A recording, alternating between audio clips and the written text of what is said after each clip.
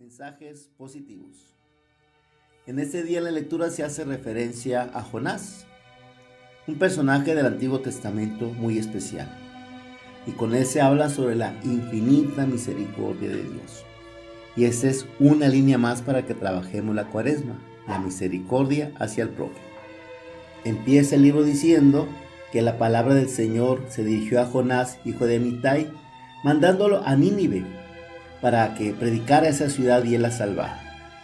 Nínive era la capital del imperio asirio, que había destruido a Samaria, la parte norte de Israel, a la cual pertenecía el profeta, que lo último que quería es que Dios salvara a los que habían destruido su país.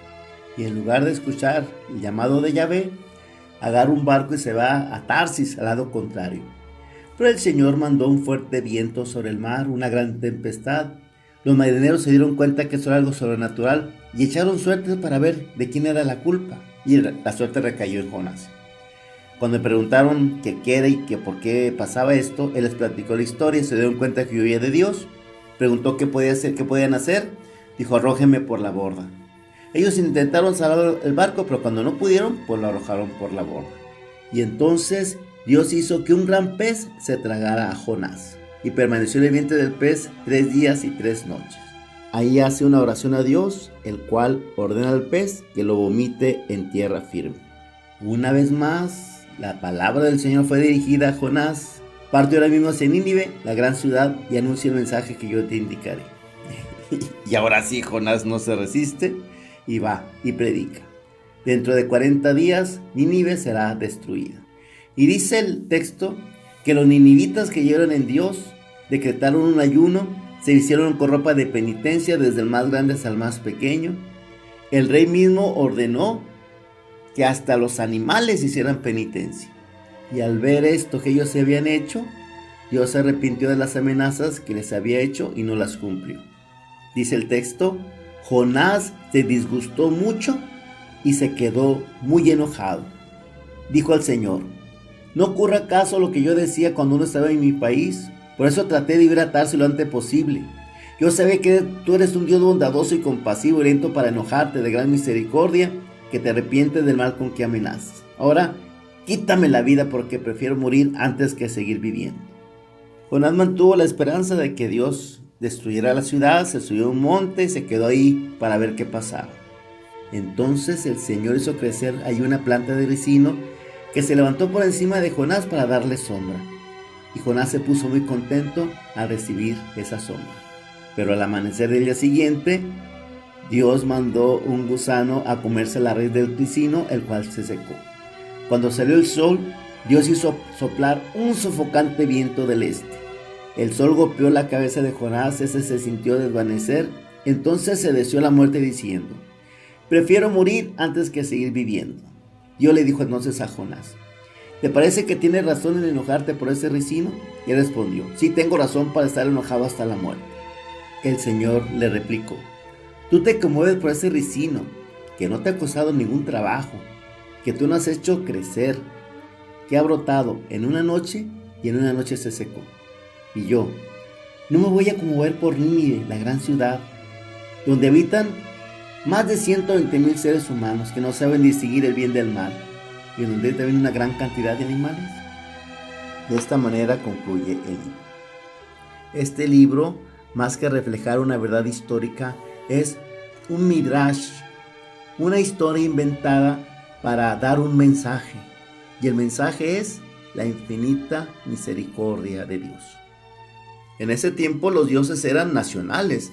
Cada dios cuidaba de su país.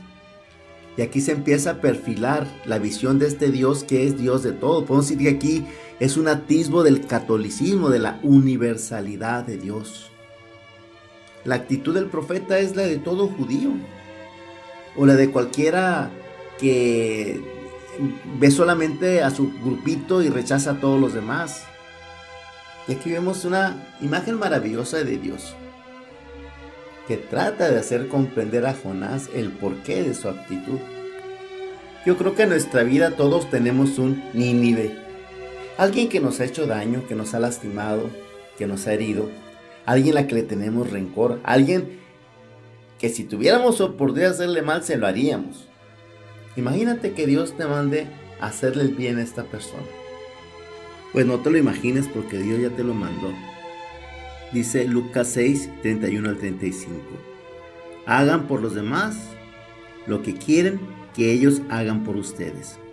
Si aman a aquellos que los aman, ¿qué mérito tienen? Porque hasta los pecadores aman a aquellos que los aman. Si hacen el bien a aquellos que solo hacen ustedes, ¿qué mérito tienen? Eso también lo hacen los pecadores. Y si prestan a aquellos de quienes esperan recibir, ¿qué mérito tienen? También los pecadores prestan a los otros pecadores para recibir de ellos lo mismo. Ustedes amen a sus enemigos, hagan el bien y presten sin esperar nada en cambio. Entonces la recompensa de ustedes será grande y serán hijos del Altísimo, porque Él es bueno con los desagradecidos y los malos. Como dice Mateo 5:45, hace salir el sol sobre buenos y malos y cae la lluvia sobre justos e injustos. Somos imagen y semejanza de Dios. Él nos hizo a su imagen. Y a nosotros nos toca hacernos a su semejanza con nuestras acciones. Somos hijos de un Dios que es amor y el amor debe ser nuestro distintivo. Somos hijos de un Padre de misericordia y la misericordia debe de inundar todas nuestras acciones. La Cuaresma es este tiempo especial para acercarnos a Dios, para reflejarlo más en nuestras acciones. Pues aquí tenemos una línea muy buena para trabajar la Cuaresma, la misericordia con el prójimo. Nosotros tal vez no tenemos como Jonás que ir hasta Nínive. Tal vez en tu propia casa tengas el Nínive. Tal vez en tu propia casa haya con quien tengas que practicar la misericordia. De esto no te preocupes, Dios va a ponerte los Nínives enfrente. ¿Va a ser tu actitud la de Jonás o va a ser tu actitud la de Jesús? Jesús fue enviado también. En el Evangelio tomado de Lucas 11, 29 al 32, dice que cuando sea juzgada la gente de este tiempo, los hombres de Nínive se levantarán el día del juicio para condenarla, porque ellos se convirtieron con la predicación de Jonás, y aquí hay uno que es más que Jonás.